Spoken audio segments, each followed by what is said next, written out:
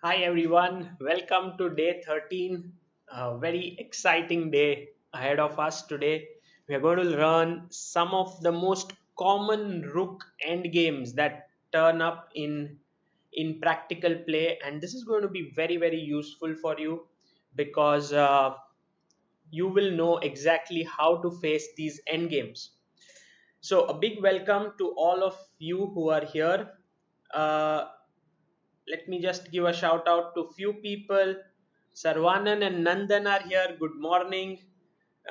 Travel S,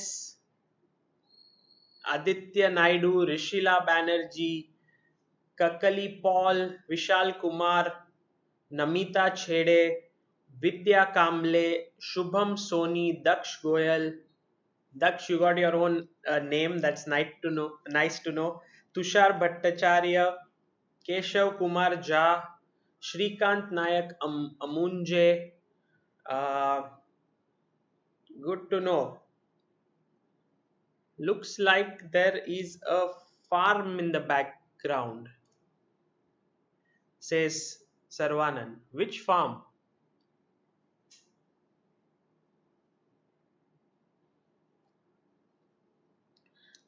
So, guys, I hope that you all watched India versus USA and India versus rest of the world yesterday at the Nations Cup. It was quite a difficult day for India. We drew one game against USA, drew one match against USA, and lost to rest of the world. I was doing live commentary on Samay Raina's channel. I guess a lot of you were present there. And then I did make a few videos on Chess Base India as well to show what was happening. Uh, there's one thing which you can see here is my t-shirt. If you see here, this is it's written Mexico 2007, and I'm very proud of this t-shirt because this was gifted to me by Peter Heine Nielsen, who was part of Anand's team when Vichy actually became the world champion in Mexico 2007. So this is a special memory. When I interviewed Nielsen, he had got a couple of these t-shirts. One is in white, one is in red, so it's a nice thing for me. uh, yeah, Shank says we should have beaten USA. Well, I think we should have beaten USA, perhaps, but definitely rest of the world, because against rest of the world we had a better position for Hari Krishna and Humpy both, and somehow both of them could not win. I don't want to show these games again because I have actually analyzed both these games on the channel, so you can watch the video over there. Abdul Kalam, welcome. Rajashri Raghavesh says, good morning from Vishwa and Velava in Muscat. What time is it in Muscat? Vishwa and Velava. I guess it must be something around 7, or maybe even sooner than that. Shrikant says, will you commentate again today? Mm, I don't know, first of all, whether they will commentate, but I'm not sure. But if they do, perhaps tomorrow I will do it for sure. Today I have some important things to address. Shivam Chaudhary says, you are looking dashing in the thumbnail. Yeah, there is no story as such today on the thumbnail. I just liked the photo. I was trying to sort of pose like a model or something, and Amruta took a picture, which was nice because usually they don't come out so well. And so I thought, okay, let's put it. But it's a beautiful place in Poland. It's called Sopot. That's where it's taken. Arun Dikshit says USA was holding its ground in its match against India, but India did an excellent job with Humpy playing a fantastic game against Zatonsky. I think if you have to learn positivity, then you must learn from Arun. He is always so positive and full of energy. I enjoy reading his comments. Nice. I would say also that Vidit could have held that end game and maybe India could have won it. Uh, Yeah, Narayan Srinivasan, it's a tough, intense event, but good games. Correct. Honi Arora said, loved the game, sir, but I'm sad that India lost because my guess is going to be wrong. Well, still, I mean, there are three more games in the section of, and then you move to, or is it like today two, tomorrow two? Maybe it's a double round robin. Yeah, so there are eight more games matches to be played. So long way to go. I think there's a farm in the background. Thumbnail photo says Nandan. No, it's not a farm as such. It is actually sea, and Sopot is a beautiful place. If you just Google it, you will realize Sopot. Very nice. India's score doesn't do justice to the way we played, but I'm still happy we did better than expected. Yeah, today is going to be very exciting, and we will see what happens. But first, I think we should begin with our tactics, as that would really help us to get in a good frame. And there is a lot to cover as well today in terms of end games. So, shall we begin? Yeah, welcome. A lot of people joining in. Vishal Kumar says how to buy chess base blue t-shirt. I think it's available on the chess base India shop, but maybe we are out of stock. Uh, I'll ask Supriya and about the stock. She is usually the one who knows everything about t-shirts and about everything in the chess base India office. Uh, Swayam Ubale, welcome. Anish Adiga, welcome to you. Anushka Bhatt, Mayur Gondalekar says the tournament ends late in Japan. Yeah, that's true. It is quite late. Let's go to tactics,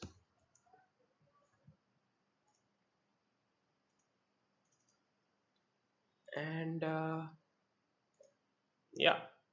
So today our aim was to reach 2800 if I'm not mistaken. Let's not take it too heavy on ourselves, but yeah, I would like to aim for it. So, well, like we are studying end games, the program knows that we are studying end games, and it has given us a position on end games. So let's be very careful about what's happening here and try to solve it.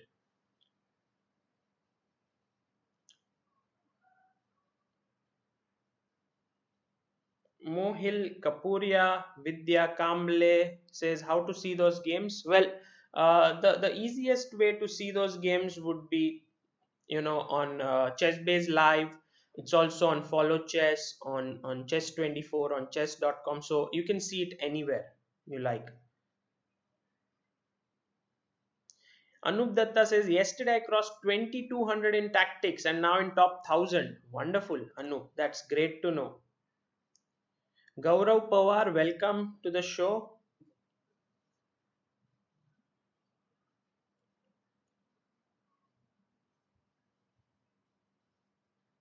Honi Arora says I've crossed 2700. Very good, Honi, that's good to know. Okay, so in this position, the the problem could well be that if we go and take the h3 pawn, then white goes king b6 and starts pushing his pawn down the board like this, like king b6, a5, a6. So we must do something that helps us to move fast in this position. So let's say, uh, a few suggestions here are bishop c2 by Sumet. Shivam Chaudhary says bishop c2 and king e2 traps the knight. Yeah, but bishop c2, king b6, king e2, a5, king d2, a6, bishop e4. Yeah, that's possible perhaps.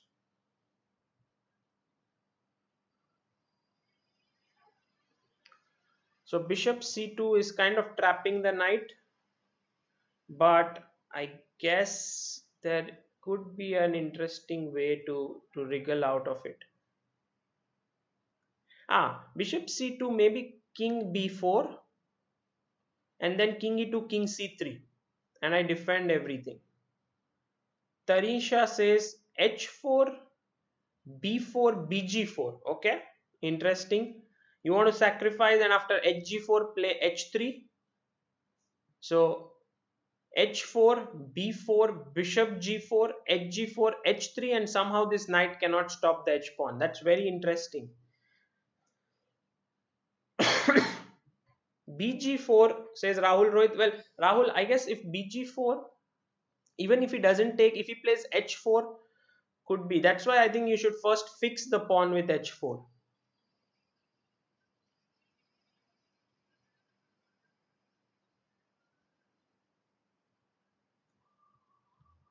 Sheetal Gandhi says, my name is Preet Gandhi. I want to thank you very much, as due to you I started reading chess books, and due to your sessions, I guess I'm able to improve my chess. Very good, Preet. That is good to know.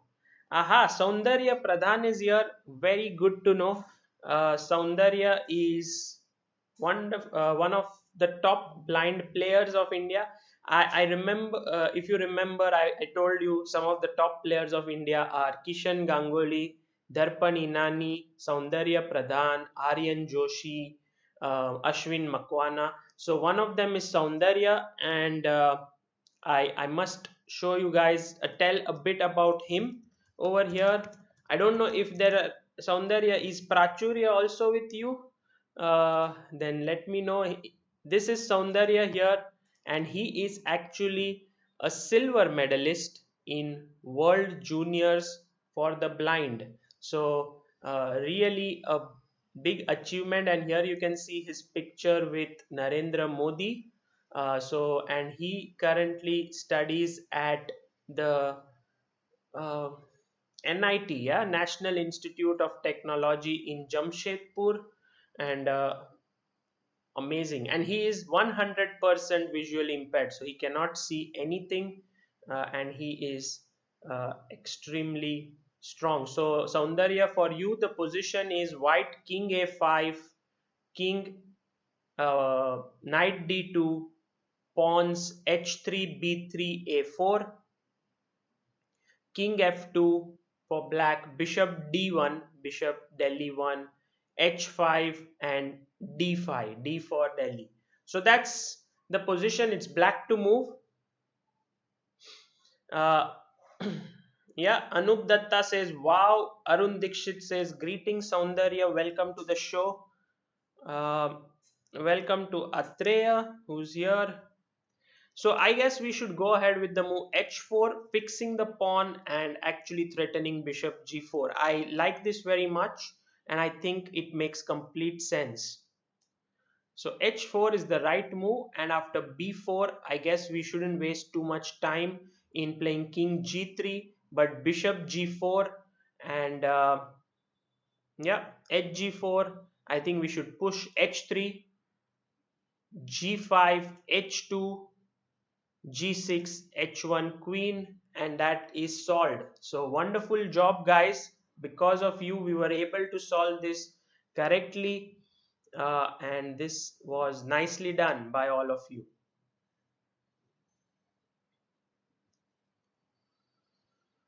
Okay, I was let's go to the next one now. This was not an easy one, but all of us together could solve it pretty well. So let's go to the next position. Okay, now these are a lot of pieces, Saundarya, so you need to be a little bit alert. Uh, I don't know if Aryan is also here. Aryan, who is also a strong visually impaired player, but okay, and Ashwin as well. White king b2, queen h3, rook f1, bishop delhi 2, knight e2, knight f3, pawns a5, c4, c2, d3, e4, g3, h4. Black king b8, Bombay 8, queen g6, rook f8, knight c6, knight c5, bishop e7, Pawns a7, b7, d4, e5, g7, d for Delhi 4, e5, g7, h5. It's white to move.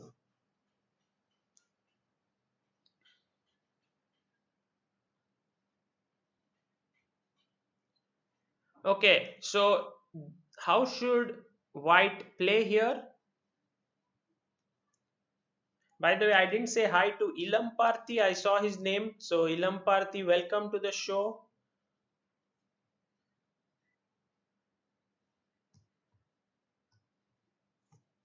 Yeah, new peak rating says Arun Dikshit 2765. But we have another challenge for us here. Doesn't seem to be an easy position by any margin.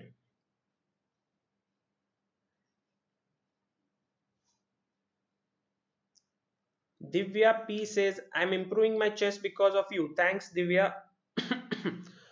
Have a go at this position. I see that no one is able to answer this, so seems like a tough one.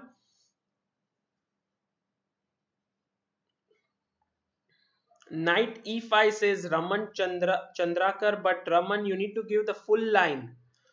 Also, Akash Pranav says knight e5, bishop f4, bd6, bishop into e5. Yeah, that's an idea. But knight e5, bishop f4, black can do so many other things apart from just bishop into e5. You know, so you need to think about black's other options. I mean, sorry, bishop d6. Instead of bishop d6, black can do many other things.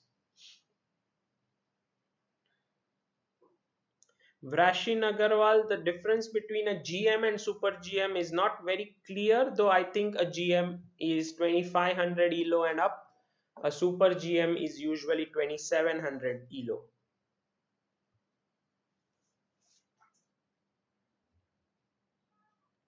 Okay, Savita Yonal says knight e5, bishop f4, same answer, bd6, bishop e5.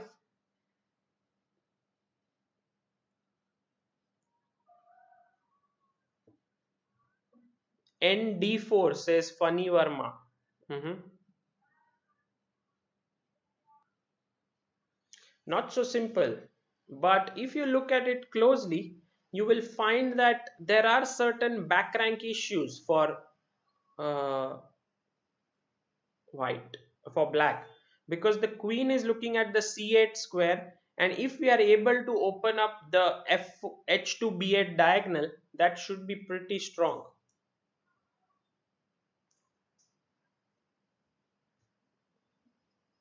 Abhinav Bhatt says, I'm looking from my phone, earlier used to connect from the TV. Okay, nice.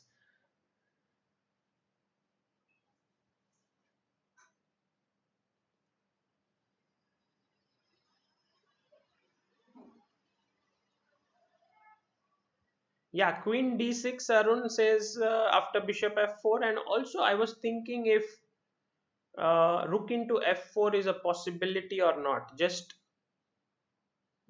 you won a piece on e5, so two pieces for a rook.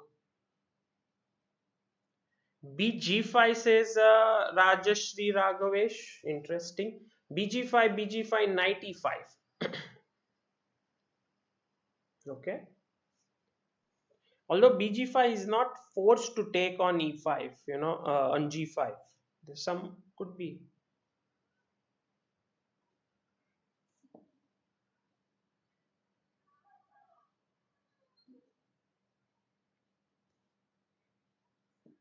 Knight e5, rook f8, bishop f8. Maybe let's try to see if that line works somehow. Knight e5, rook f8, bishop f8, and now we go bishop f4, but then bd6. I don't see a way to increase the pressure there.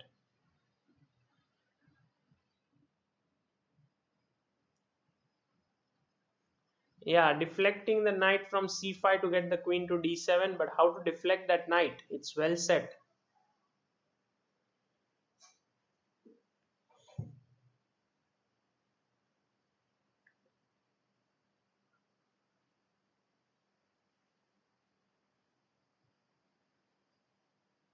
Kirti Badole says ND4, but Kirti with which knight? That is important. With F knight or E knight?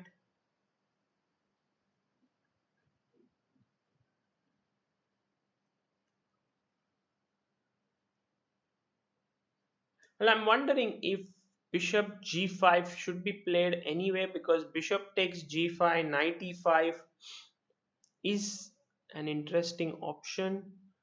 I'm looking at queen E8 then, but then you can take on C6 and take on take on F8 and take on G5. That looks okay. Um, because bishop G5 has the threat of bishop E7, knight E7, knight E5. So it's not really pointless. Rahul Rohit says after BD6, can we go knight into D4 to knight F? Mm. Yeah, maybe that's possible.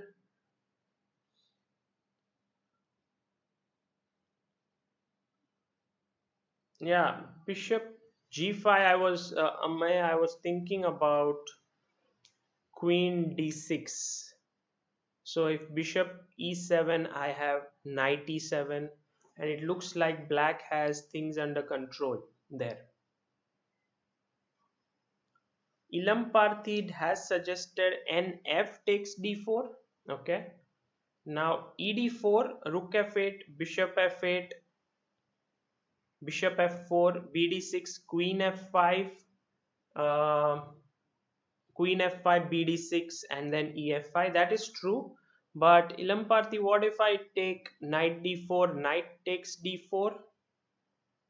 Then you still take with D4 and ED4, or first you take on F8, Bishop F8, and then knight d4, ed4, bishop f4 check. The king can't go to a8 because of queen c8 mate. And if bd6, then yes, queen f5 does seem to do the trick. Nice. So knight fd4, I guess, is very interesting.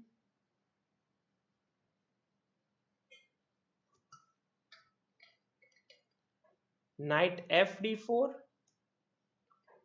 knight d4, rook f8. I think we should interpose this move, because if we took knight d4, there is an intermediate rook f1, queen f1, ed4, which I don't like. So let's take first.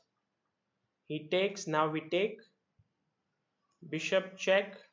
And yeah, now this is an interesting position after bishop f4 check, bd6. So you played knight fd4, knight d4, rook f8, bishop f8, knight d4, ed4, bishop f4, bd6, and now comes the move which is extremely strong, which is queen f5. And the queen has actually no squares to defend the bishop on d6, so it has to take. And now you play the intermediate check and then take on f5. Very good. This was quite a tough one, and good job by Ilam Parthi for solving it. Very good. Let's go to the next one. This one is black to move, white king e1, queen c2, rook f1, rook a1, bishop e2, bishop e3, knight a2, pawns h4, f2, d3, b2, a3. Black king g8, queen f3, bg4, bd4, bishop g4, bishop d4, rook e8, rook a8, pawns h7, g6, f7, c7, b7, bombay 7, a5. Okay, so this one is black to move.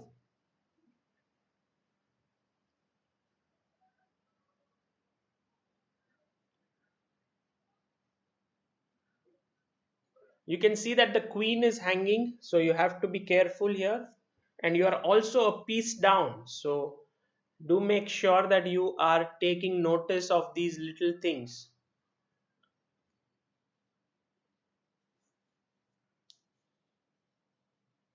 Rook e3 is what everyone says, but what after rook e3? Rook e3 if f e3.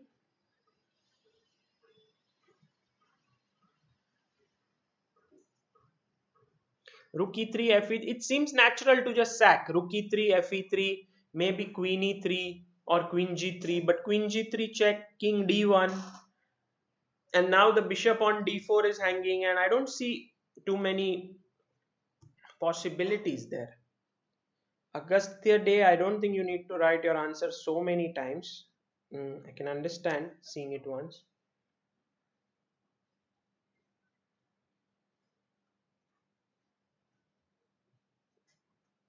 Queen G2 is suggested by many people here. One was Mayur Hegde, Rishila Banerjee, Sairam Sampath.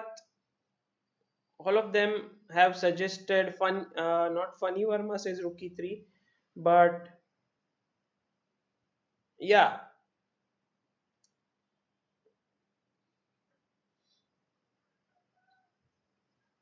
Shrey Baheti says Queen G2. But Queen G2, what is your threat? I guess the threat is Bishop E3, F E3, Rook E3. Yeah, that seems like the main threat. And Queen G2 is a nice move.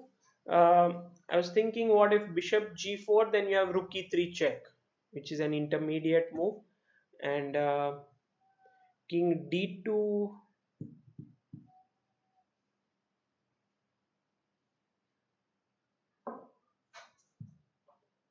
Yeah, it's possible. Yeah, King D2. Savita, Bishop E3. Sorry, Rook E3, F E3, Queen E3 seems a bit too slow. I don't know how, but Queen D2 could be a possible move, and then Queen G3, King D1, and seems like White is okay. Yeah, I was just thinking of Queen G2, BG4, Rook E3, King D2, and I feel it should be better, but I'm not so sure. You can win there with King D2, Queen into G4, Fe3, Queen G2 check, and now either F1 hangs or C2 hangs, so both cannot be defended. Yeah, that should seem to win.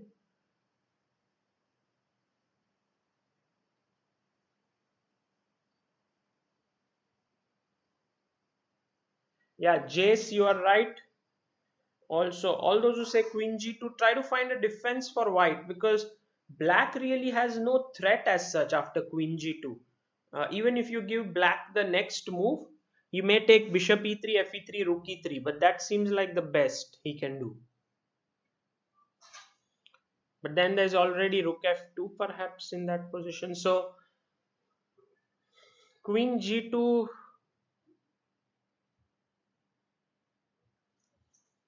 let's say I play Knight C3. Queen G2, Knight C3.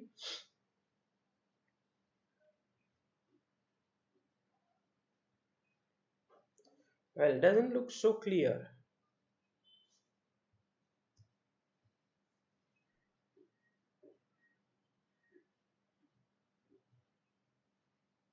How about Queen G2, Knight C3? Am I missing something? Uh, Queen G2, Knight goes to C3, Bishop E3 or Rook E3, or maybe just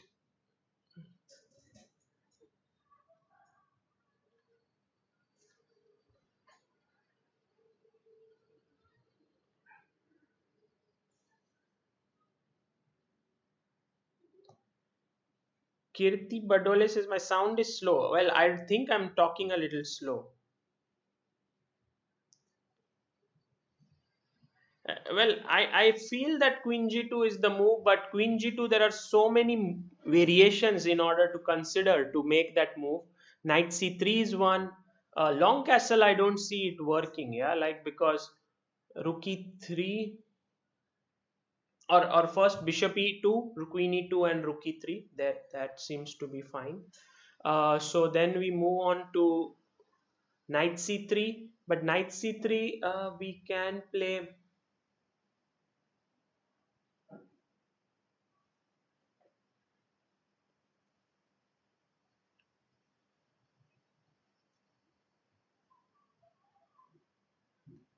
So sure. Queen g2, knight c3, bishop e3, fe3, rook e3, then followed by rook a8. Yeah, Sumit, maybe knight e3, knight c3, bishop e3, fe3, rook e3. I could play rook f2, right?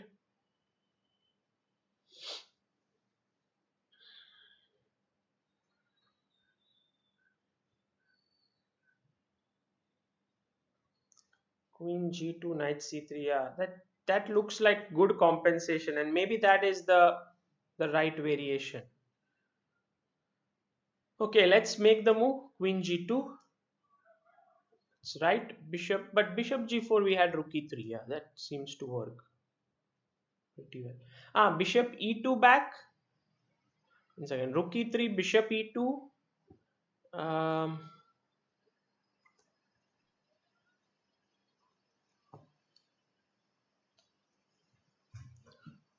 Rook e3. Maybe is there a better move like bishop e3? How about bishop e3 here? Then again bishop e2. Well, I'm just worried about rook e3, bishop e2, rook a8, then fe3, and doesn't seem to work.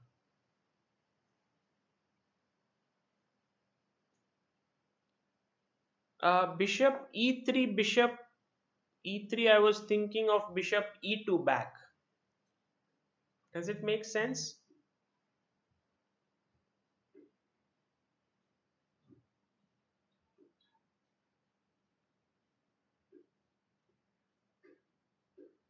Yeah, no, Mayur, rook e3. If bishop e2, rook a8, then just fe3. Take the rook, free rook.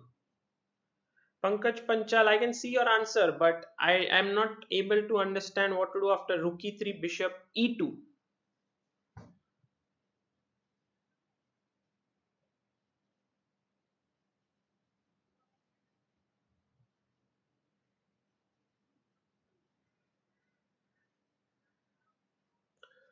Well, the basic reason why all of you have to where you have to work is to look at good moves for your opponent. If you can do that, you will improve faster. Like here, you are all thinking rook e3, fe3, win the queen. But of course, he won't do that. And if rook e3, bishop e2, you get your rook back maybe to e6. Seems okay. Seems interesting. Long castle. I guess you have something like rook c6, but knight c3.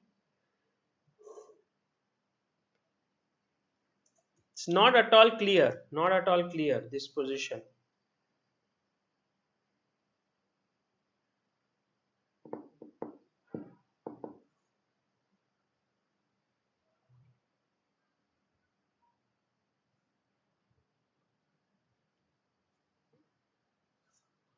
Okay, I'm a bit confused between, but bishop e3. I just don't see anything after bishop e2.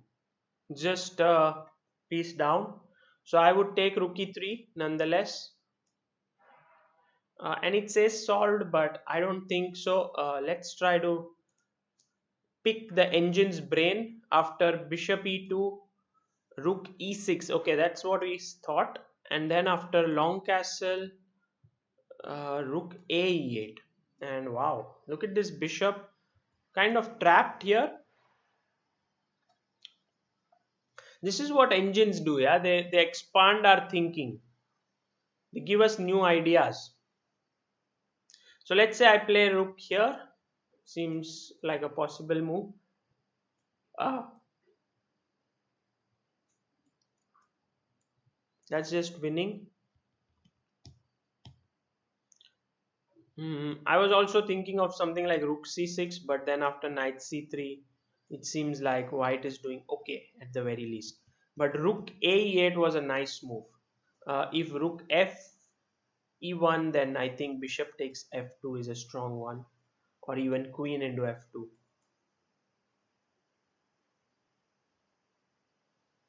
Okay, another thing which we wanted to see was what happens after bishop e3, but as we saw, bishop e2 seems fine for white there. And yeah, queen g2, bg4, rook e3, bishop e2, and now rook e6 with the idea of rook e1, rook e8 seems like a good one. Ah, yeah, queen g2, nc3 is what we had to check. Yeah, knight c3, bishop takes e3, fe3, rook e3, and now well, it's compensation, yeah, for white. Like check, sorry, rook f2, queen g1 check, rook f1, queen h2. Let's say rook f1, queen takes h4, and somehow black already has three pawns with the king in the center. It doesn't seem so simple for white to continue. So yeah, this was not a very simple one, but had some nice themes to it. Let's do the last one for the day before moving on. I don't know, we can gain 20 elo points, but still, let's try. He played f4 and attacks our queen and the rook on b1. It's like a, how do you call it? Some kind of a pin or a double attack, skewer.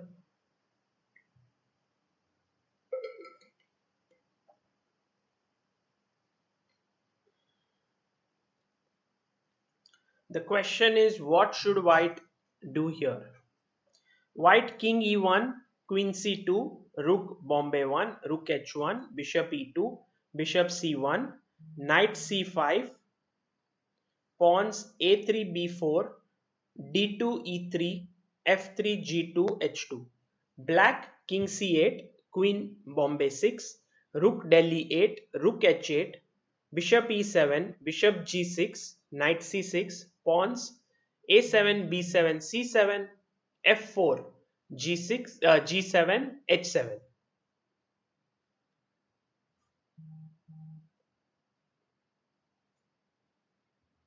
Yeah, skewer. Okay.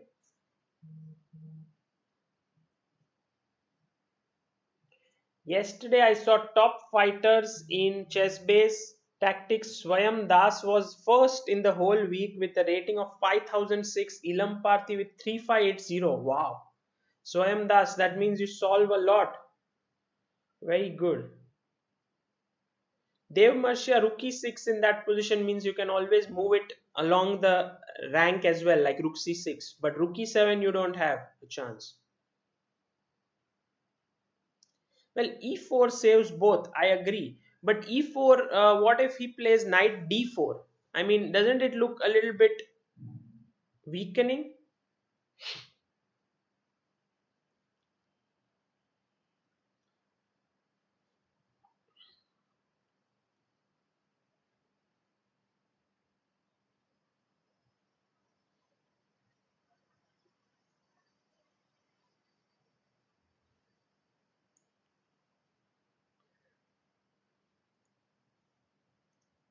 Well, this one is quite tricky.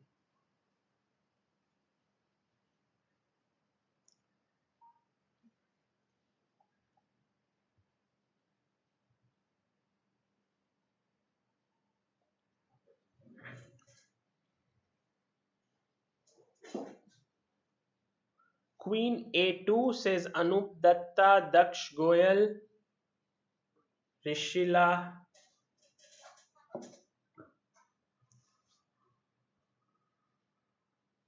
Queen a2 is a brilliant move. I think Ilam Parthi has suggested a very nice idea. Queen a2, bishop b1, queen e6 check, king b8, and now comes the stunning move. But is it the only way? I mean, is it winning?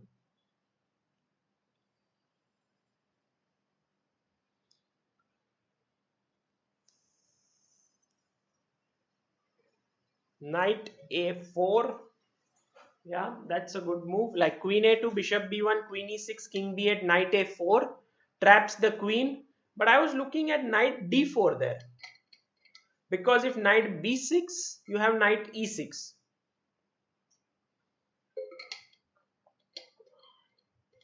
and knight d4, if maybe queen e7 is a possible move. But queen e7,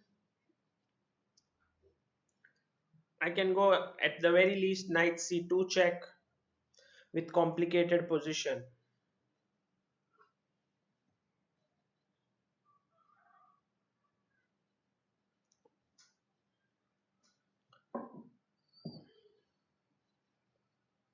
Well, knight a4 is anyway a winning move, right? It traps the queen. So how about playing your queen to a square where he doesn't get this knight d4 attack?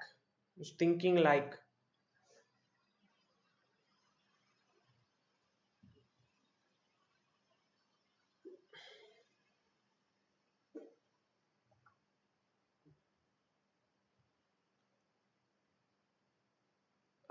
queen b3, bishop b1, knight a4 looks, yeah, much better, because queen b3, bishop b1, knight a4, if now knight d4, then knight into b6 is a check.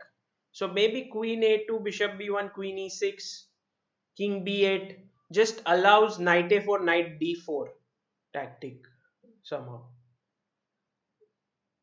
uh, yeah, let's go with queen b3, bishop b1, knight a4, and the queen is trapped. Queen b2 is also possible, as Mitesh points out, but then bishop f6 you have to be careful. Queen into g6 also possible, yeah. Swayam Das. Queen g6, h g6, knight a4. Quite unbelievable, this position. So you don't need to even remove your queen. You can take on g6 and knight a4. Well, That's quite pretty. I would say very good. Swayam, you have seen it.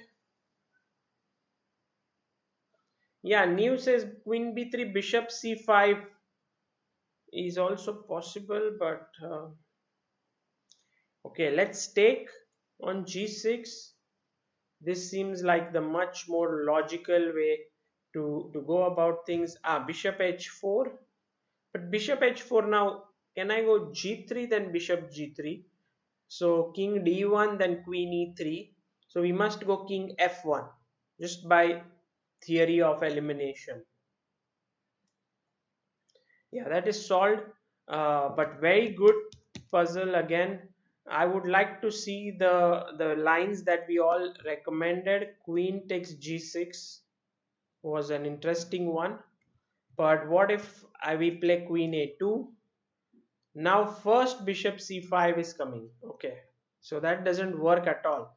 So bishop b1, queen e6, king b8, knight a4 is already knight d4 is winning for black.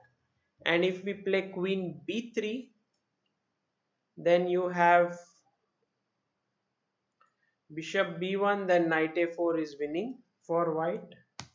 But you have f into e3, and this seems good because after knight a4 you have ed, at least queen d4, an additional square for the queen when the queen is not trapped.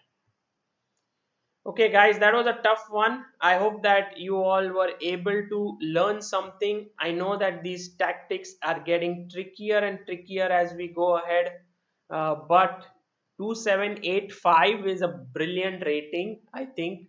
Great job by all of us. If you go to 2700chess.com like yesterday, let's see whom we overtook.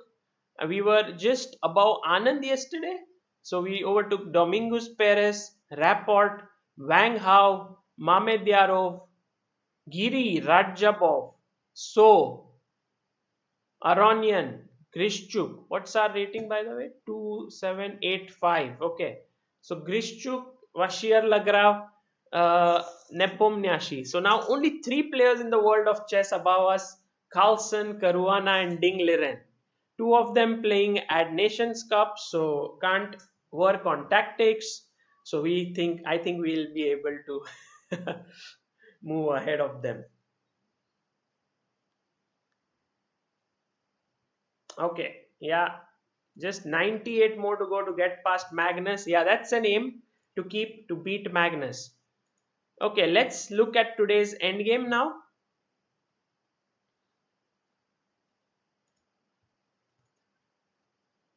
And today's endgame is a interesting one that I have chosen.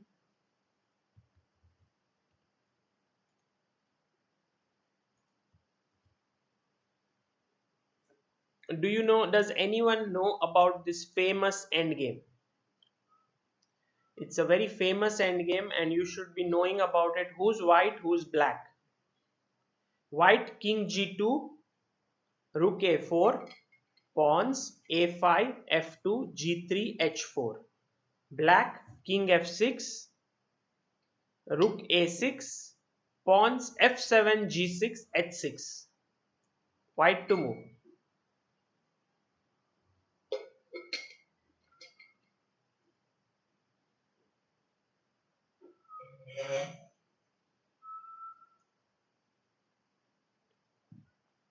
Neev Patel, you are right. Mayur, yes, see you later in a bit. Uh,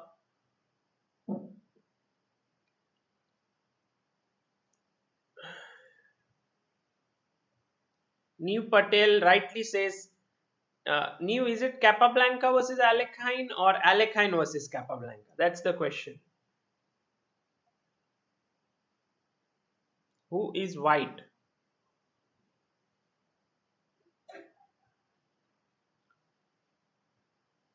I think white is Alekhine. Yeah, not Capablanca, but Alekhine was white. And very good. Jayant Saha, Arun Dikshit, Atreya, Pankaj Panchal, Mitesh Borkhetaria, Honi Arora, everyone got this right, but I think the right Gokul King has rightly said Alekhine Capablanca. White is Alekhine, and this took place in 1927 World Championship match. That's why this was very important game. And here,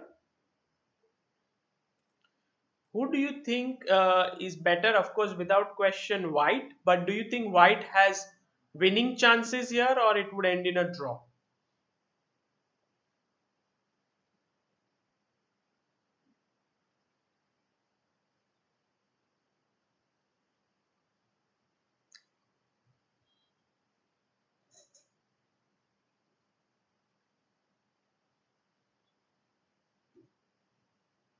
Is this a draw or do you think white can play for a win?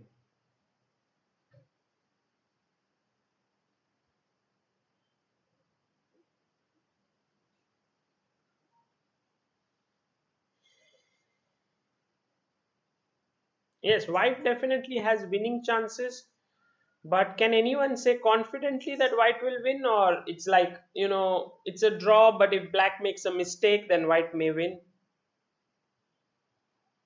White has winning chances is not really a right way to put things. Saundarya Pradhan says, I think black wants to play h5, so white can play g4 and keep the edge. Yes, Saundarya, that's possible, but I think in general, in this position, the simple plan is because you have an extra passed pawn on a5, you just take your king over to b5. So that's why Alekhine played king f3. By the way, this position is winning for white. And after king e5, king e3 is a good move.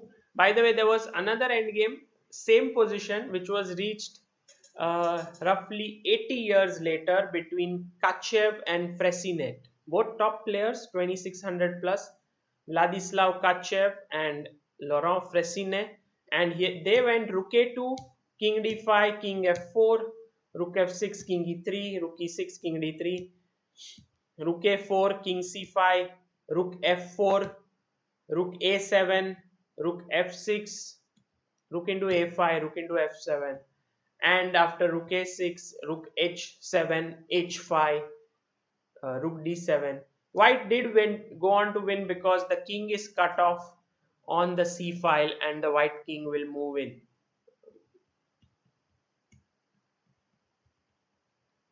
So that was uh, a good win for Kachev, Vlad Kachev. In the game, after king e5, king e3, so king f3, king e5, king e3, h5, king d3, king d5, king c3, king c5, rook a2, king b5. Now white just waits. So white is saying to black, you can't enter the pawn endgame. If you come into the pawn endgame, you will lose this. So black has a decision to make. Should he go into the pawn endgame? Because if he doesn't and he moves the rook, then a6 anyway. Because pawn endgame, if it is lost, then I'll push my pawn further. But if not pawn endgame, then you have to keep moving the king, which means that white will sooner or later be able to break through. So let me know your answers. How should white, I mean, how should black continue? Should he take the a5 pawn or not? Just give me a minute, I'll be back.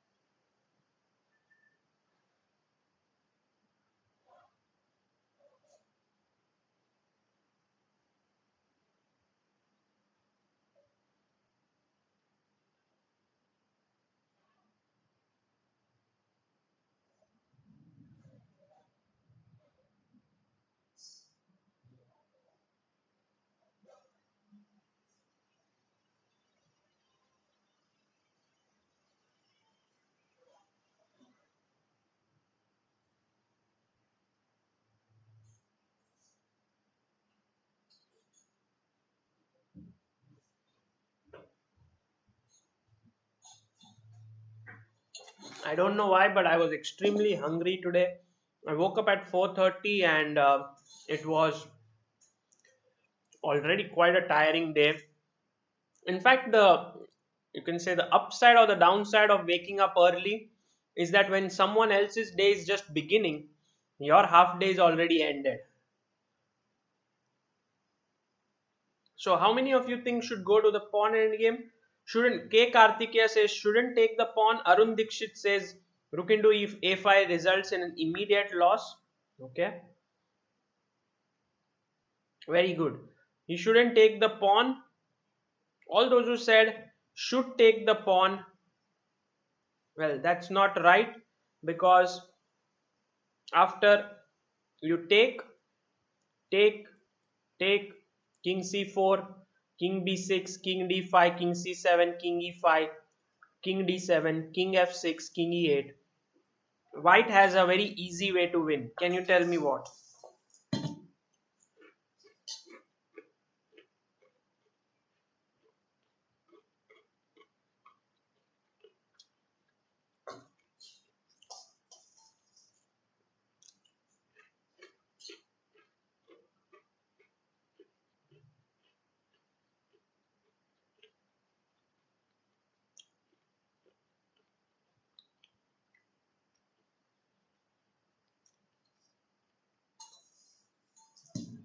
What should white do?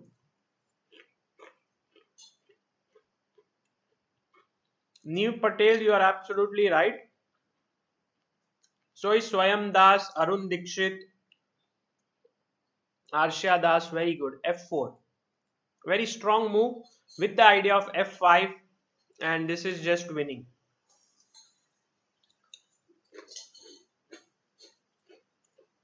Say king f8, f5, takes, king g7, king g5, take on h5, and wins. Jace, thank you so much for contributing 100 rupees on the super chat. He says, love your shows. Very good to know. Thank you very much.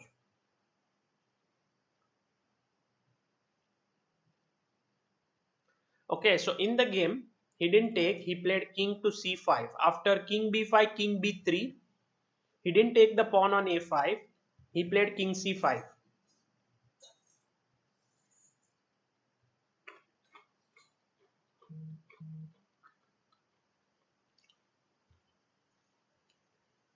King c3, king b5. Yes, f3 is also correct in that position. But anyway, you have to play f4, f5. If you don't do f4, f5, I don't think you can make progress.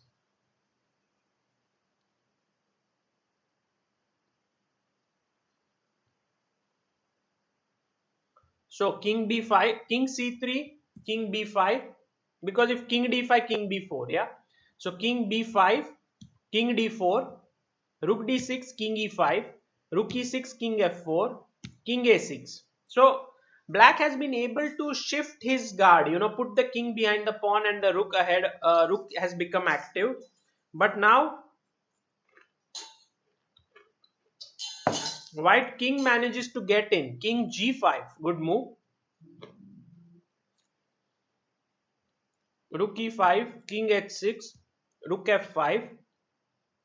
And now nice move f4. There were other ways to play. King g7 was also winning, but f4 is good enough. Rook c5, rook a3, defending the two weaknesses in the position, g3 and a5. Both are defended by the rook. Rook went to c7, and now king g7, rook d7, f5, which is a nice move, gf, king h6, and white king is going to take on h5, king g5, take on f5, and then queen is h pawn. So he played f4 anyway, giving up the pawn back. But after gf4, rook d5, king g7, rook f5, rook a4, king b5, rook e4, good move, king a6, king h6, rook takes a5, rook e5, rook a1, king h5, rook g1, rook g5, rook h1, rook f5. He took on f7, and this is winning. Yes, sometimes the h and f pawns are draw, but only if the black king is right on g8, not so far away on b6. So king c6, he just cut the king off with rook e7, and Alekhine won this game. So this is a very common position where if you have an extra pawn, and if your pawn is supported by the rook from behind, it's completely winning. Okay, it's not even something where you need to think too much. Get your king to that side, the defender has to get his king, and then you use some zugzwang techniques and bring your king on the other side. Okay,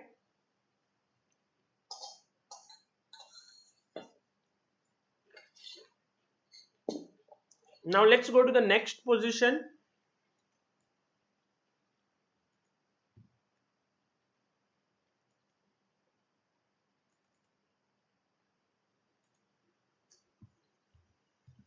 I want to talk about something interesting with you, which is now the rook is not behind the pawn but in front of the pawn, and this is more common. These positions are more common, like this one: white king on e1, rook on a7, pawn on a6, white pawns on f2, g3, h4, black king f6, rook a2, pawns f7, g6, h5. So this is a position where I want you to tell me if this is winning for white. The difference being that this time the black rook is behind the pawn and the white rook is slightly more passive on a7. So the question is, can white win this? What do you think?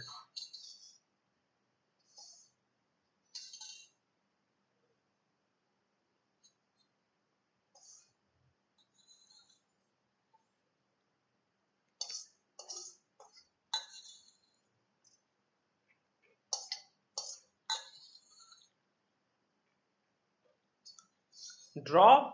Everyone says draw. Funny Verma says white wins. Draw. Okay.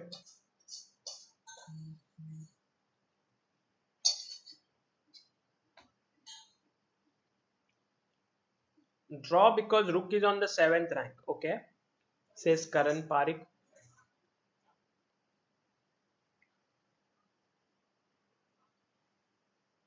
Okay. I want to ask you another question. Just continuing here because everyone says draw. I put my king on e3. This position, what do you think? Is this winning or is this a draw? I just took my king from e1 and put it on e3. And I want to ask you if this is a win or this is a draw for white.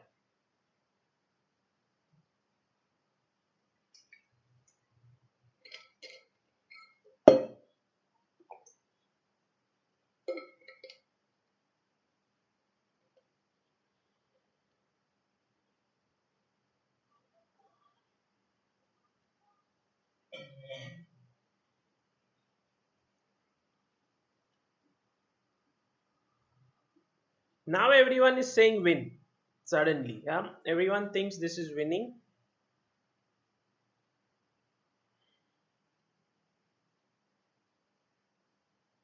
All of you who say it's winning, win, win, win, win, win.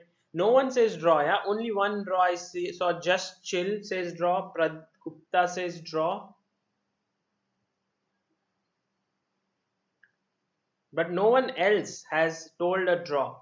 So it means that you are basing this on dynamic factors. It's not static. For example, in this position, if the king is on e1, you feel that it's too passive and then that's why it's a draw. And then when you realize, okay, king is on e3, you feel that this is winning for white. This is very interesting to know. And I would like to clarify here that you are partly right and partly wrong. So you have to tell me at the end of it, what is it that you are right and what is it that you are wrong. Okay. So let's first begin with our normal position that we were discussing with king on e1. And here white played the move king d1. Yeah. White said, anyway, my king is very passive. I should give up a pawn or something and at least bring my king to the other side. So rook into f2 was played. Swayam Das says, I think king e1 is also winning because he can get his king from f1 g2 to f3. Well, Swayam, when you play king g2, I can always play rook a3 and stop your king from coming to f3.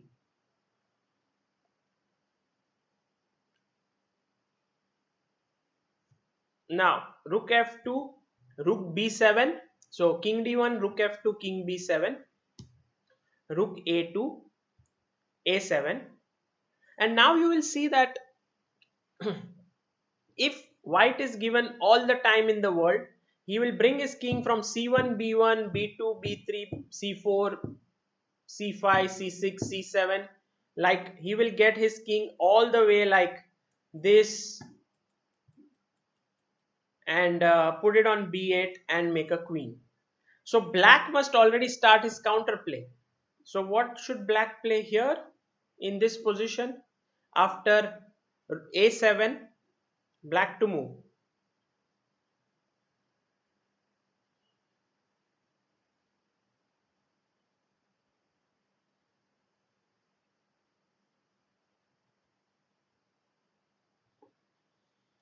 Black must not just sit. He must do something. Yeah, Arun Dikshit, you are right. King f5. You have to get active. You have to get your king in. Although It loses a pawn on f7. You go to g4, and then you pick up g3 h4, and somehow white is just too slow here, right? Very good. All of you who said king f5, you are right. All those who said the move g5, I am not sure. I mean, g5 doesn't look bad at all. And actually, in fact, it should be interesting, g5, but I won't take it. I may play just king c1. Somehow king f5 just looks more natural. Okay, so a7, king f5, rook into f. He first played king c1, now king g4, king b1, rook a6, king b2. Now black can actually even take the pawn, but you must always be careful, because what white is trying to do here is he wants to give a check. King takes h4, rook a3. So king into g3, rook b3 check, king h4, rook a3, and now rook into a7, rook into a7, and we reach this position, which is draw. Yeah, 3 pawns is a bit too much, but also because king g3, h4, h3, h2 is coming very quickly in this position. So that is the reason why this could be draw, but you must always remember this trick, which is to bring the rook back with a check and bring it to the behind the pawn. Okay, so king f5, king c1, king g4, king b1, rook a6, king b2. He went f5. Black played the move f5, rook g7, now threatening rook into g6. So king h3 is safe. King b3, rook a1, rook c7. Uh, well, now I want to take king into g3. So therefore he played rook c7. Now if king into g3, that's a blunder. Can anyone tell me why is this a mistake? King into g3. It looks like the most natural move here, but it turns out to be a mistake. Why?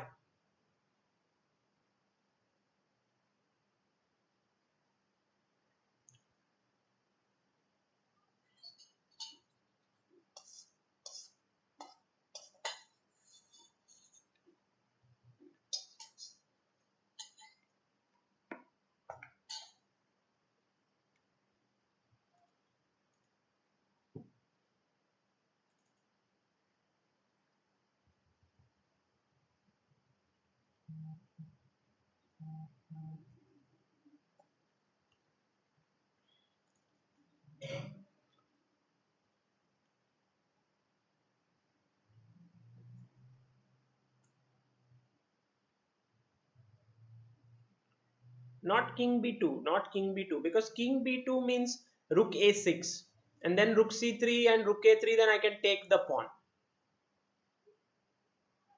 If you play king b2, rook a6, rook c3, king h4, rook a3, rook into a7, there's at least a draw for black. But black actually first gives a check here, not king b2. Radha Madana has given it right. Ilam Parthi is right. New Patel is right.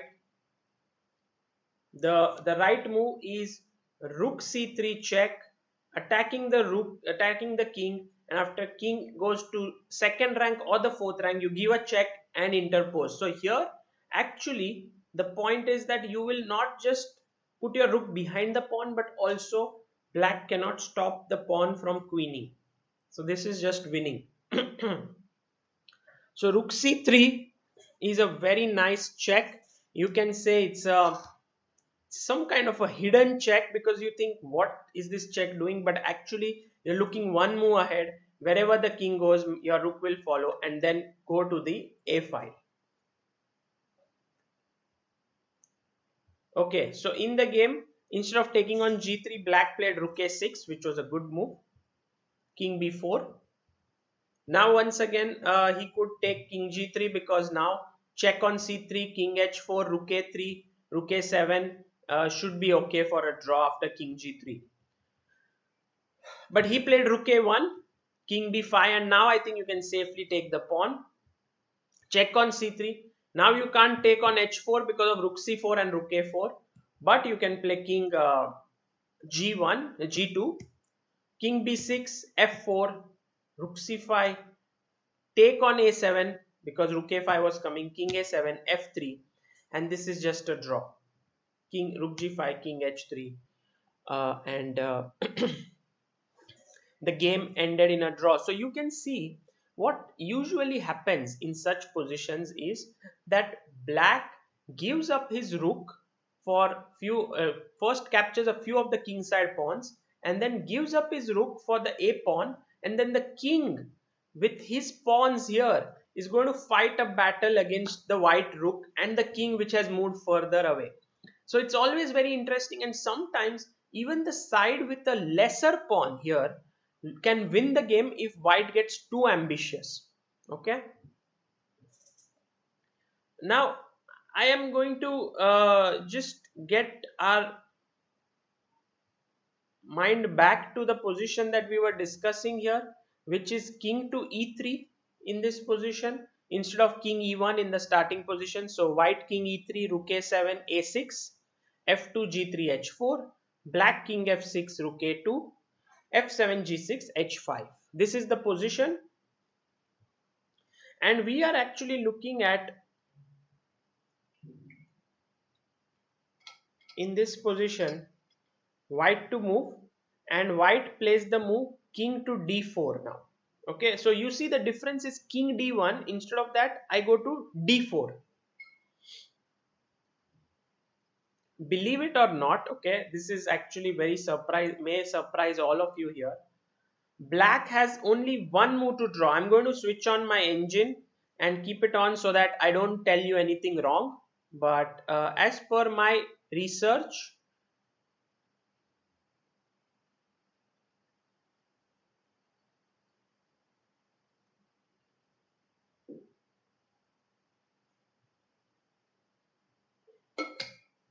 mm, there's only one move that helps to draw in this position. Rest all of the moves are losing. So if someone can find that move for black, don't look at the engine please, and maybe your engines would not be able to find it unless you give it a lot of time. Hi Lin Pepito, Hong Kong vlogs. You're watching from Hong Kong, excellent. I actually visited Hong Kong a couple of years ago, and well, it was so busy there. It was so busy. It was a nice place to be.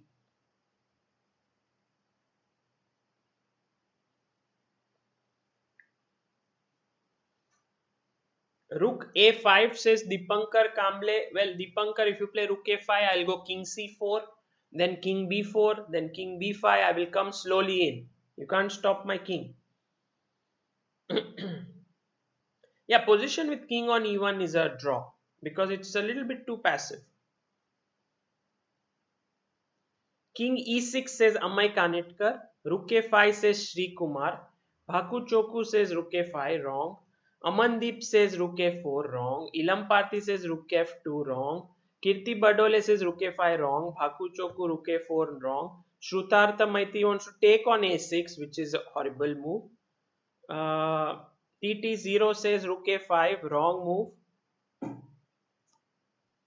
No one has been able to come up with the right move. Shivam Chaudhary, right? Vikas Nishad, right? Shanks, no. King f5, wrong. Shivam Srivastav, Rook b2, wrong.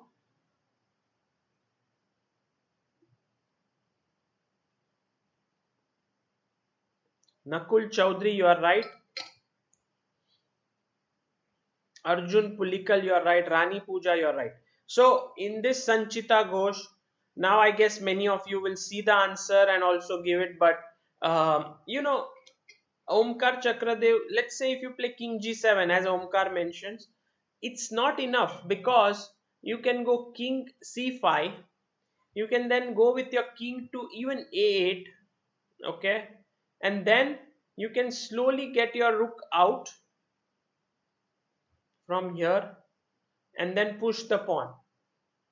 So many times people will be like, how to win? Well, just get your king here, and then when he attacks the pawn, go to b8.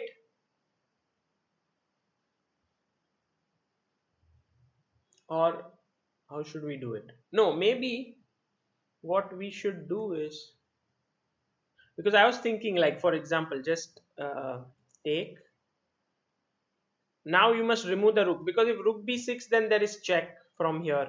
And somehow the thing is, even if you give a check, king b8, now rook a2, and the king can't defend the pawn. Rook can't come out from here. So whenever black rook actually takes on f2, white rook must quickly come out so that this king can get in and the pawn could push. So if he doesn't take and if he waits here, then king b5. Okay, let me wait on a1, so a little bit far away. Now rook a8, good move, because after rook a2, king b6, check, king a7. Now everything is under control. Rook f2, you go rook b8, rook here, maybe rook f3, rook b6, take, king b7, rook has to go back to e3, a7, threatening rook a6. He must play rook into a7, here, king into a7,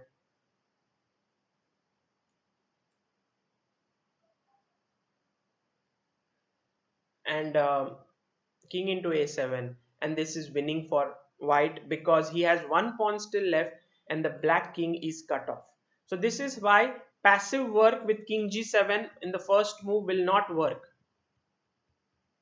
So king d4, now the only move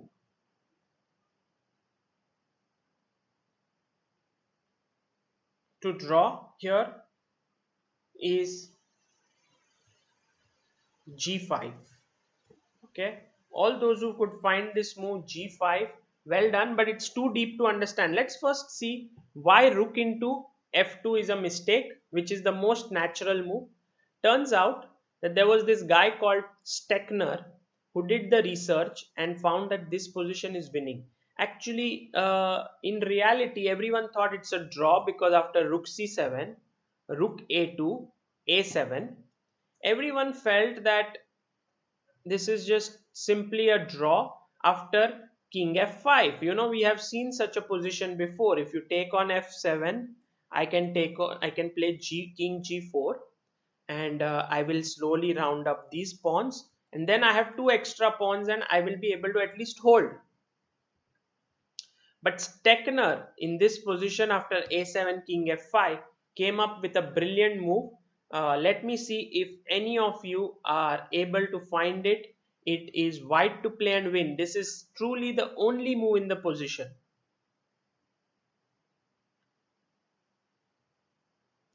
White to play and win.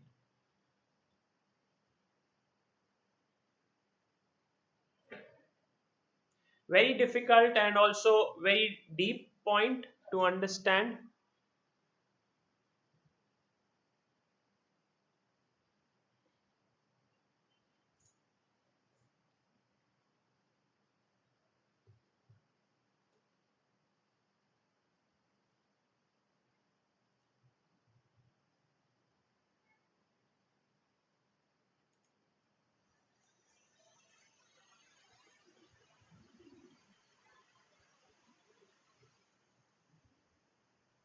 Yeah, Jan Murdoch, you are absolutely right. Very good move. Jan Murdoch has got it right. And it's somehow the only way to win. Well, the most natural move looks like king c5 because you want to run towards there. But after king g4, king b6, I can take on g3, and somehow, let's say king b7, king h4, a8 queen. In fact, this position, white has to be very careful not to lose this because black pawns are very quick. Of course, it's still a draw because your king will come back and you will be able to hold this. but it's not simple. The right move is not king c5, but turns out that you have to make both the things work, that is to go near the pawn, and also the last, the rook check trick and bringing the rook to the a file. So the right move is king c4 double exclamation mark. Keep this in mind, this is known as the Steckner's move. Very powerful move, king c4. And now the point is, if he goes king g4, which looks like the best move, what do you do here?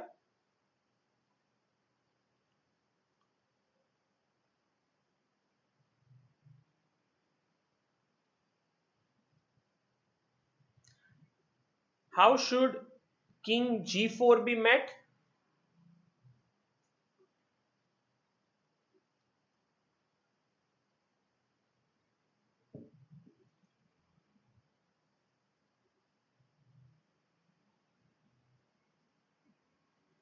Now, how should white continue?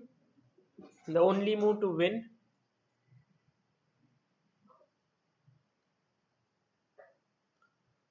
King b4. If you play king b4, I'm not forced to take on g3. So I can even play rook a6. So the right move is king b3. Very good to all those who found it. The idea is to give a check and take up the a file. So his only move kind of is rook a6. Now you give a check.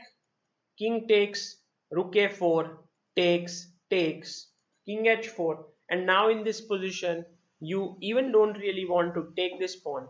The main aim is to get the king in, and with this position white is completely winning, because you can see, I mean, it looks really dangerous, these pawns, but turns out like after f5, king d4, king g4, king e3, f4, king f2, white has perfectly stopped the pawns. And say something like g5, I can go rook f7, king h4, king f3, and you will soon come under zugzwang, and you will lose at least a pawn, maybe even more. Here after say rook g7, you will lose. So in this position, so someone can ask, like, why should we play king c4? White is the only winning move. Why not king c3? Because then you can even play king b3, right? But then comes the only defensive move here, which is f6. And the point is, after king b3, you go rook a1. Again, the only defensive move in this position. Check, king e6. You can't go to g4 because rook c4 and rook a4. So rook c6 check, king e5, and somehow after king b4, sorry, this is hanging. So here after king b4, instead of any checks, white, black can now go king g4, check here, king h3, and this is draw. So again the question is, this is how you learn endgames. Yeah, you see king c4 and you say, what happens to f6 now to king c4? Then you realize that king b5 was actually much faster, because if in the position with king c3, f6, king b4, then black has king g4, when actually the fourth rank is covered by the white king himself. But after king c4, if you go f6 and after king b5, king here g4 is impossible, because of rook c4 check, king into g3, and rook a4, and white is winning. So there's a small little subtleties which you have to remember. And so this position, rook c7. Now another question is, why only rook c7? Why not rook b7? The reason is, you need the king on the b file and the rook on the c file to check. For example, now after rook a2, a7, king f5, king c4, and now I can play f6. And now if you play king b3, rook a6 over here, then it's no longer winning. Yeah, this position which we had seen. So let me go back, and this is how end games have to be learnt. I'm sorry if it is a bit complicated. A7, uh, king c4, and now I was looking at f6 here, and now not king b3. This is not a, this is a draw, but actually king b5, and threat is to give a check and interpose. So he actually has to start thinking about taking the pawn. Check, king c6, rook a2, king b7, king g4, rook c6, and actually white manages to win. Rook into a7, king into a7, and after king g3, rook into f6, king h4, rook into g6, king h3, king b6, h4, king comes in, king c5, king h2, king d4, king h3, pawn h3, king e3, king h1, king f2, h2, king g3, and wins. White wins the game just in time. So my recommendation is to look at this position a little more closely with king d4, and now look at g5 as the only defensive move, because rook into f2 is met with king rook c7, rook goes back a7, and now king f5 is met with this brilliant move king c4. The move is very subtle.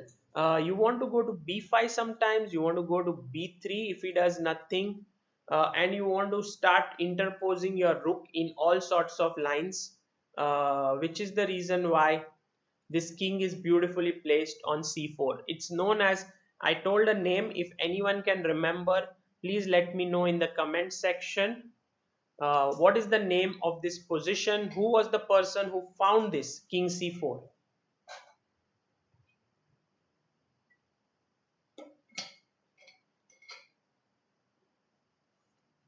Bhavesh, it was not a stalemate because after king g3 there was king g1 still possible.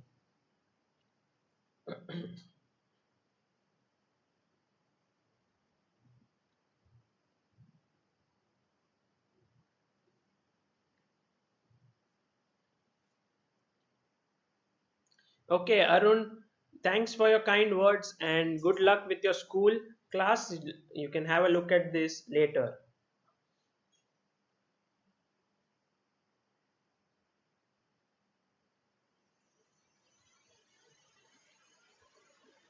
Yes, Steckner, very good. It's Suryan Sharma has got it right. Steckner, Steckner position. Okay, Steckner, which is basically this move coming to c4. The king c4 is a Steckner position. He found this move, which is very beautiful. But some people thought that this position was winning for white because of what Steckner found. But turns out that g5 looks like a draw. You know, let's assume we make some moves, yeah, like hg, king g5, and now I want to, let's say, improve my king position. I go to c5 with my king. You come king g4, king b6, rook b2 check, king here, rook f2, rook b7, rook a2, a7,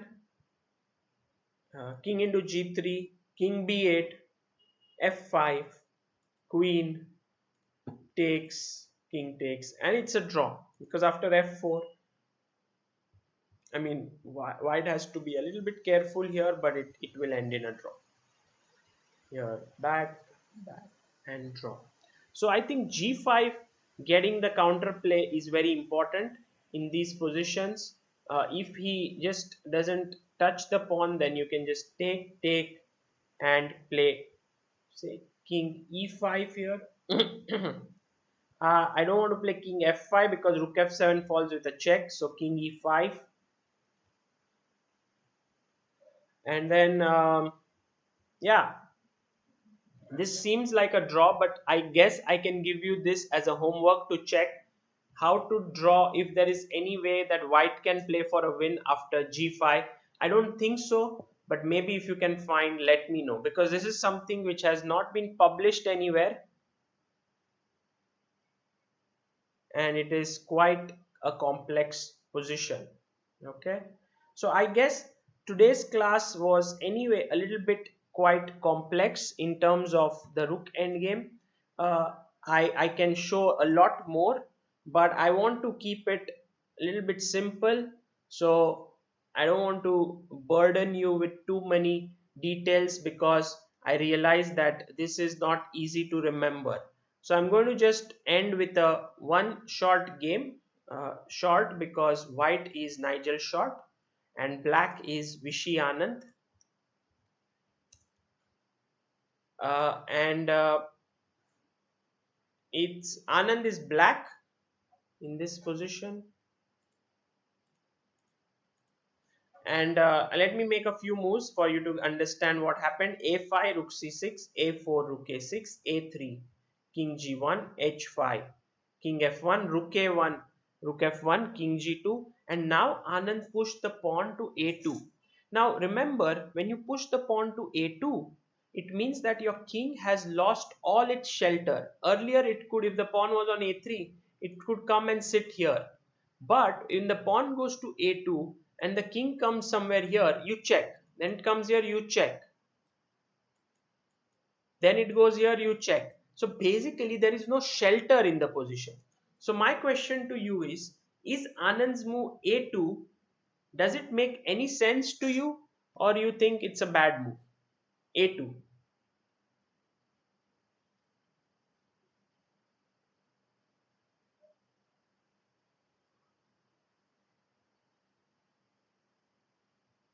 Aha, Ilam Parthi says I'm having online tournament at 10. Okay, good luck Ilam Parthi. Play well. This is Short versus Anand. Nigel Short versus Anand.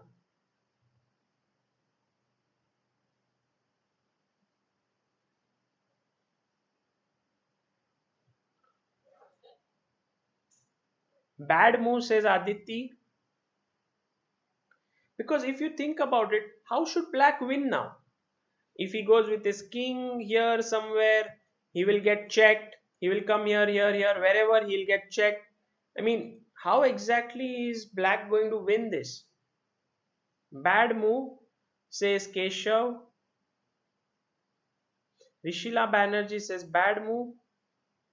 Murdoch says it makes sense because the rook can check if the king moves to third rank. Yeah, but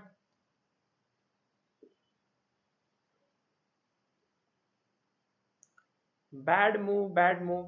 Jace says good move. Mikhail Botvinnik says good move because Anand played it.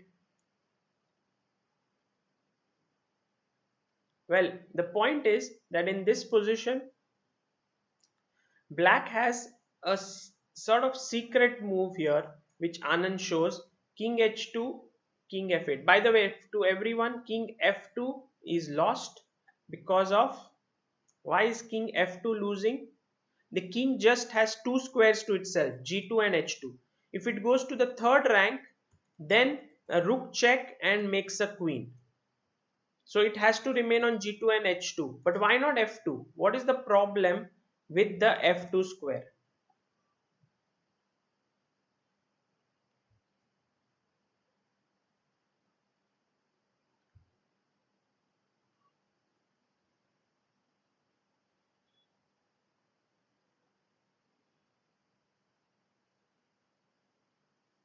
Yeah, rook h1, very good. Dipankar says he's planning king e3.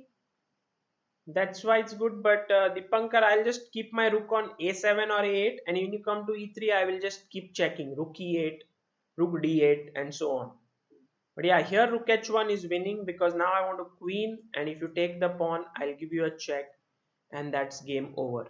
So king h2 was played in the game.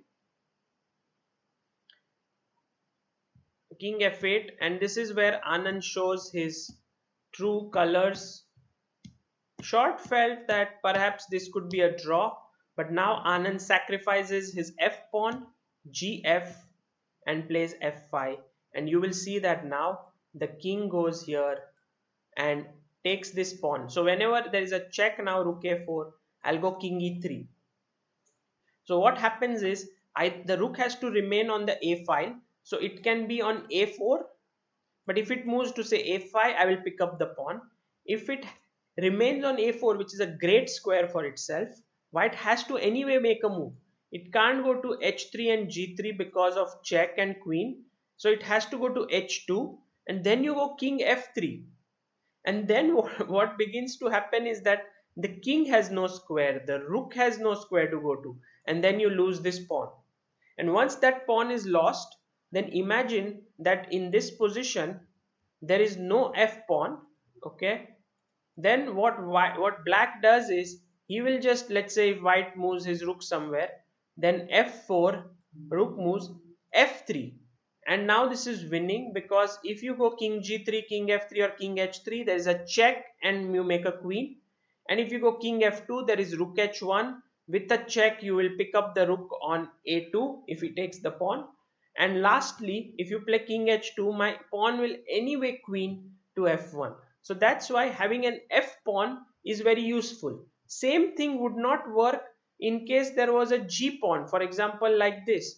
If this is a position, then here you cannot make too much progress as black, because I'll keep moving my rook and you just can't do anything with this pawn. The f pawn was actually self-sufficient to win. It and the rook will both combine together excellently, but not this one. So here, coming back to Anand's game, he played the very nice strong move f4, gf, f5, rook a3, king c5, rook a8, king c4, rook a3, king d4, rook a8, king e4, rook a4, king e3. And now you have the first zugzwang position in the game. Wherever white moves, he loses. And so he played king h2, but after king f3, it's gone. I think that this pawn push to a2 from a3 is one where you have to be very careful, because the king loses its shelter. But if somehow you can win one of the pawns, it would be completely winning. By the way, f pawn is important, because if you are left with g pawn, for example, I'm removing the everything from here and I'm just keeping pawn in this position. This is a winning position for black, because what he does is after f4, this is already losing to rook h1, so has to go king h1, f3, and this is winning because my pawn keeps moving.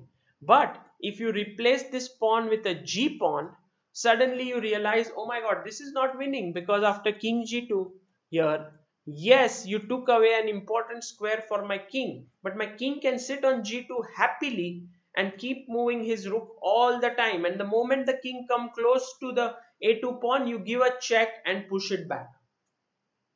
And lastly, if it is a rook pawn, here again it's a draw. It's only the bishop pawn which is able to give black winning chances. With the rook pawn also, same thing. Push, push, push, and king here. And then you keep moving the rook. Black cannot do anything in this position.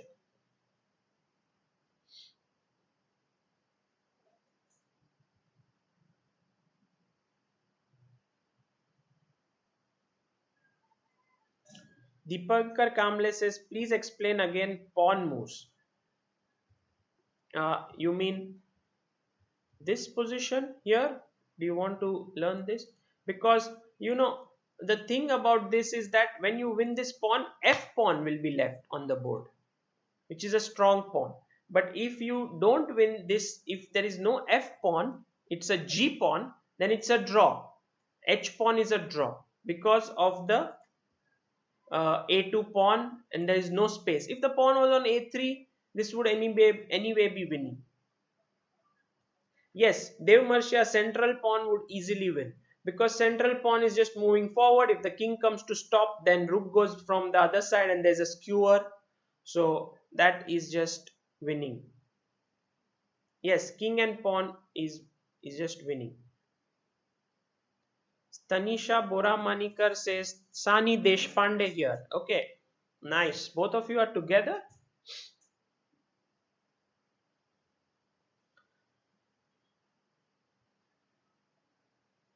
Okay, Dharmaratne says I'm sleepy. Yes, it's this was a tough class. That's why I want to cut it short here. It was not easy. These Rook end games are extremely tough. I know for hours I have gone to sleep studying them, but someday you have to touch upon this. And I had promised you that my class will not be taking positions which are simple in nature. It will be those ones which are complex and which ignite in you the love for studying these things. The questions have to come up as to why this move is winning or losing, and all of this will actually help you to become a stronger player. I think what I can there are a few things that I want to discuss, but these are all complicated things. Maybe we can do it tomorrow. But for now, I think it was very important for all of you to remember the Steckner position, which was king to c4. Just to revise it here, rook into f2. If rook into f2, then rook c7, rook a2, and now comes the move a7, king f5, and king c4. This is the Steckner position, and if you do not take on f2 and you play g5, then this is a draw. Okay.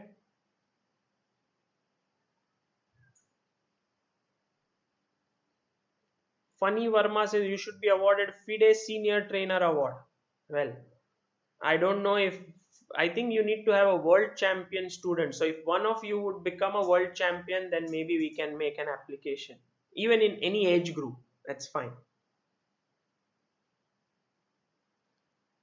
Okay, guys, I will take your leave. By the way, the thumbnail is nothing special. Today I just kept it for show. It was like a good picture of mine, something where I was looking like a model or something. So I just kept it. But yeah, I I think today you should follow the games of the Nations Cup. It starts at 6:30 p.m. You can follow it on Chessbase India. There'll be a report soon about the day one, and then maybe there will be commentary on different platforms. You can also follow Samay for his analysis. That would be nice. Okay. Would rook c2 work in the Steckner position? Interesting question. This is by Dev Marshia, who asks if in this position would rook c2 work. I have a feeling that it will not, because this position you have 3 versus 2. We know that there are several endgames which end in a draw, but not this one, because first of all the rook is not on a optimum square. The king is also a little bit exposed, so getting everything together might not be easy, and this is winning for white. Okay, guys, I'll see you tomorrow, and I hope to do something more interesting. And I hope you learned a bit today. Some end games are just very, very difficult to learn, so it could be a little bit boring, but bear in mind that such positions will come often in your games, and if you know about it, it will be useful. This is Sagar Shah signing off. Take care. Bye bye.